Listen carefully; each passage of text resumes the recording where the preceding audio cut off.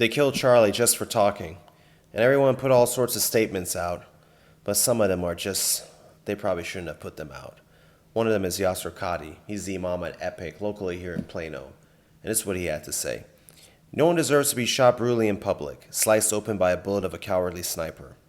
Alright, starts pretty good. Hence, I condemn in the strongest terms the targeting assassination of at least 1,500 Palestinians. Really? Are we going to do this now? Like, you think this is the time to really bring up this issue? Okay. You know, he goes on, I condemn in the strongest terms the shooting of over 1,000 Palestinians living in the West Bank. I condemn the genocide in Israel. I've been upset about us giving our money to Israel to commit this. But really, is this the time? And he ends this statement with, dying by violence does not cleanse a legacy of justifying violence. I don't even know what the point of this was. Like, when I make these videos, typically there's a point, there's a message I'm trying to get across. I know at this point, I think most of you guys have realized this is not just me talking shit and making jokes, right? But what was the point of this? Does this make people more sympathetic to the Palestinians? Does this make people in America like Muslims more? Like, what was this? Or was this just just like an emotional outburst? It's not helpful. And in fact, it distracts from the main issue that's here, is that people in America are being killed for simply just talking. And you would think from like a matter of self-preservation, he would probably think that himself could be targeted for speaking. I could be targeted for speaking. I had my own family members asking me if I'm going to stop making these videos because of what happened to Charlie. But I'm not. I'm going to keep going. And it's not just him.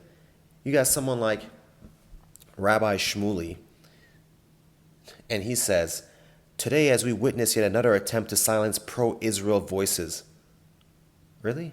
You think he was killed because of his pro-Israel position? In fact, it looks like he was starting to question things about Israel, if anything. And this is, then he goes on, we are reminded of the constant threats facing Rabbi Shmuley. Dude, the day's not even over yet, and you're already talking about yourself. And then he got like a little graphic here saying, donate now, urgent appeal, protect Rabbi Shmuley. Rabbi Shmuley wants your money. He found a way to make this about him trying to get your money. And I know what you're all thinking. You don't want to say it, but I'll say it. I mean, this is some Jewish shit. Like, don't look at me like that. Don't be like, oh my God, Dr. Matt, I can't believe you. Yeah, you were probably thinking it too. Okay, I mean, this is, we all have to just do better beating the stereotype. We really all have to do that. Like me personally, like I'm half black, so when I go to the restaurant, I try to tip well. Or when I go to the beach with my friends, I try to be the first one in the water. You know, it really doesn't take much. He could have just shut his mouth. But it's just like... And most Muslims and Jews probably didn't have a good impression of Charlie because they're mostly liberal. That's how they vote. But most of them did put out a pretty good statement. Pretty respectable statement. These two are just an example of how not to do it. Now the question is, how do we move forward? We move forward by catching Charlie's killer. Then we take him to trial because we believe in the Constitution, even though he doesn't. And we fucking kill him. And after that, we go back to talking about things that we need to talk about. Because that's the only way we make progress in this country. Even though there's people like this murderer out there who doesn't believe in our ideas. And the truth is there are many more. And they live among us.